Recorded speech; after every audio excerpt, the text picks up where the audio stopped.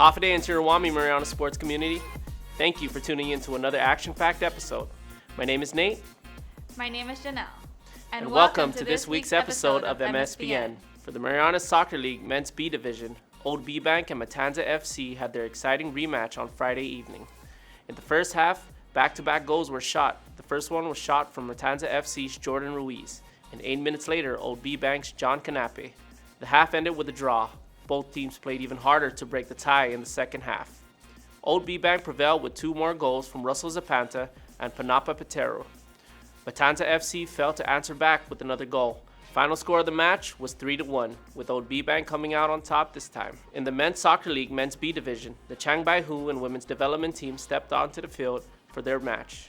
At the beginning of the match, Chiang Bai Hu played one man down, making it just 11 versus 10 against the Women's Development Team. First half score was tied 1-1. As they got 2 more players to make it to the pitch, the Chiang Bai Hu came in hotter the second half, scoring 6 more, with the Women's Development Team only adding 1 more goal for the half. The final results for the match was 7-2. Chiang Bai Hu remains at the top of their league standings, followed by Shirley's FC Team 1 and Old B Bank in third. For the Dove Women's League Intermediate Division, Shirley's FC and Tan Holdings FC faced each other on the field. In the first half, Tan Holdings FC was unable to stop forwards from shooting and ended the half with a 3-0 lead. As the second half started, Tan Holdings FC put on a better defense, but their offense wasn't able to finish the job. For the final goal, Shirley's FC Geraldine Castillo secured the win in the final score being 4-0. In the second game for the DWL Intermediate Division, Kanoa FC and Perry FC battled it out on the pitch. In the first half, 2 minutes after the whistle was blown, Perry FC was able to get a goal in shot by Charlotte Casil. 12 minutes later, Perry FC Natalie Hill Bayer got another goal for her team. Kanoa FC did not back down and got 1 goal in before the second half ended, shot by Jane Malabanan. Second half started and both teams scored 1 more. Still with Perry FC leading, Kanoa FC unable to score another to tie the match. Final results of the game are 3-2. Perry FC defeating Kanoa. In the third DWL Intermediate Division, Southern United FC and Matanza FC face each other on the pitch once again. Southern United shows spectators why are they the top team of the division by outsing Matanza FC with their final score coming out 6-0. Over the weekend, the Take Care Youth Soccer League had their semi-final matches. Starting off, we have the 12 under boys division. Kanoa FC came out on top. Against Matanza FC, Kanoa FC took the easy win with a final score of 9-2. Kanoa advances to the finals. In the second semi-finals game for the 12 under boys division, Shirley's FC and Southern United gave it their all on the pitch, but only one remained victorious. In the very last minute of the second half, Mayton Pino came in clutch for Shirley's FC and got the lone goal, giving them the win, and they make it to the championship game facing Kanoa FC. In the 14 under girls division, it was a close game for Shirley's FC and Southern United FC as they both fought hard to make it into the finals. In the first half of the match, it was tied 2-2. In the second half, it was another back and forth game. But in the last few minutes, Southern United FC's Jaden Higgins gave her team the upper hand with only 5 minutes left to the final whistle. Shirley's FC fell to their foe and ended the game with a final score of 5-4.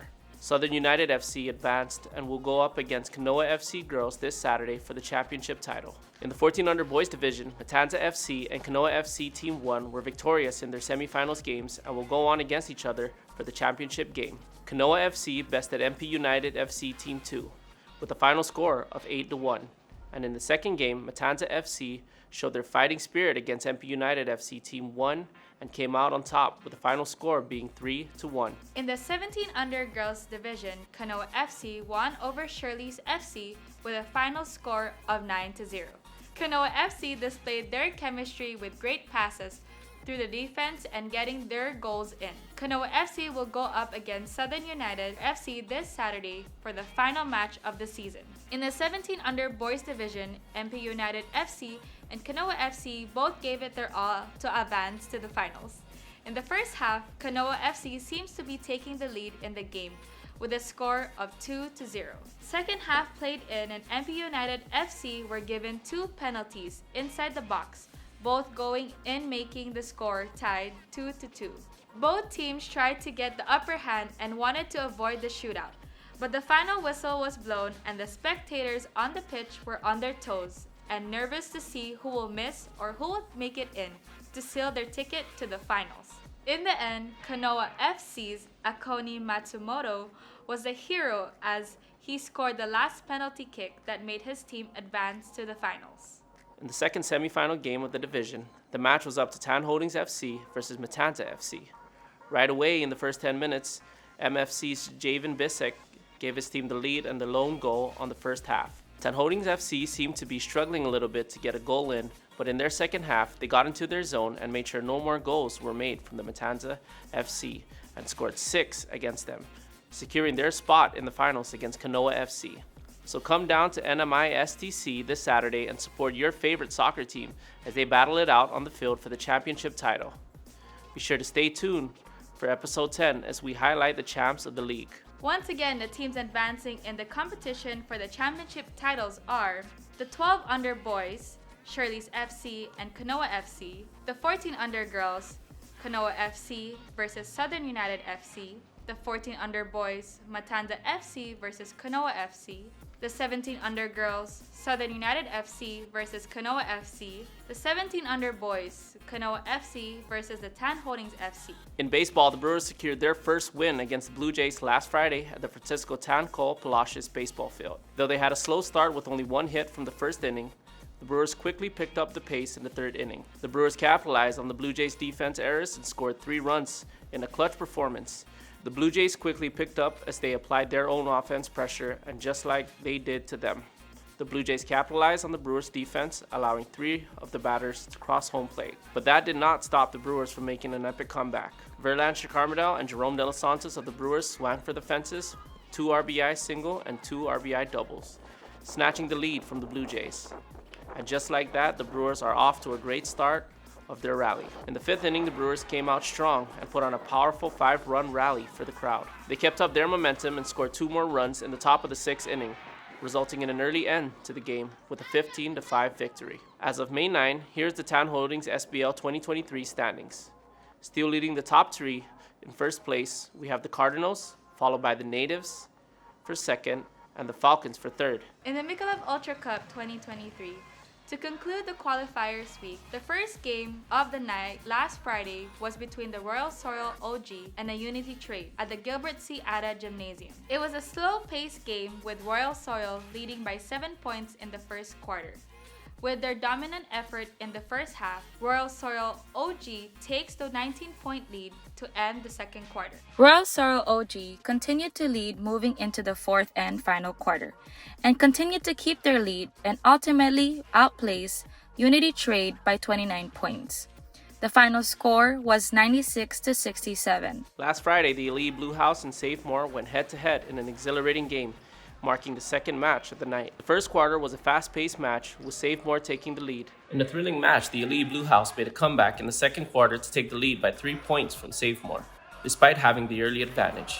It was back-to-back action with both teams, with the Elite Blue House determined to close the gap in the final quarter. With 3 minutes remaining, the Elite Blue House was up by 10 points, maintaining their lead. Elite Blue House took the dub over Safemore with a stable 10-point lead. Final score was 74-64. Last Saturday, La Mesa Cocina and Socho played off in the first game, and with an amazing start, both teams traded blows, and Socho leads by 4 points to end the first quarter. Socho continued to extend their lead and is up by 18 points with 3 minutes left in the second quarter. La Mesa Cocina briefly took the lead by 3 points in the third quarter, but Socho quickly gained back their lead in a 5-point game heading into the fourth quarter. Socho continued to hustle throughout the fourth quarter and takes the win with a 7-point lead, and ends the game with a final score of 102-95. In the second game of the night, the Marteco Aces came in with a blowout in the first quarter. Dominant performance against Bridge Capital, the Marteco Aces remained unstoppable in ending the second quarter with a whopping 33-point lead. As they headed into the fourth quarter, Marteco Aces sealed their lead with a crushing 50 points, taking the win with 53 points over Bridge Capital. The Marteco Aces came out victorious with the final score being 99-46. Team Marianas and the Unity Trade, both teams putting each other in their place, with great defense. Team Marianas took the lead. The second quarter, Team Marianas was consistent with their lead, ending the quarter with 17-point lead. Unity Trade started their rally, but not before Team Marianas coach gave inspiring words to the team. The Team Marianas was amped up and took over the lead, winning the game with a final score of 88-59. The CK Saints faced off the OG Rollers in the intense game last Sunday. In the first quarter, the OG was leading with 10 points by getting in back-to-back threes. With many foul calls against both sides, both teams showed their determination to win. At the end of the third quarter, the CK Saints overtook the OG Rollers with a 2-point lead. The CK Saints found their rhythm and took the win over the OG Rollers, ending the game with a final score of 91-82. Now that we got the top 4 teams from Pool A and Pool B, the teams are advancing to play in a crossover format for a slot in the finals. Here's the schedule for the Michelob Ultra Cup playoffs starting next Tuesday, May 16. Tuesday, May 16, 6 p.m., Martec Oasis versus Socho. 7:30 p.m., Team Marianas versus Safemore. On Thursday, May 18, 6 p.m., Ali'i Blue House versus La Mesa Cocina. And at 7:30 p.m., New Chang Ming versus CK Saints. Subscribe and stay in the loop for the results on this initial matchup. In case you missed our special announcement, last Monday, to celebrate the launch of MSPN, exclusive merch will be given away to 50 lucky YouTube subscribers. May 12, entries close at 5 p.m. Winners will be contacted via Instagram DM and announced on our May 18 episode. All you have to do is subscribe to our channel and follow us on Instagram at Marianas Sports Network, and you'll get a chance to win exclusive MSPN merch. And that's a wrap for this week's episode. Join us again next week as we bring you closer to the action of baseball, basketball, and soccer.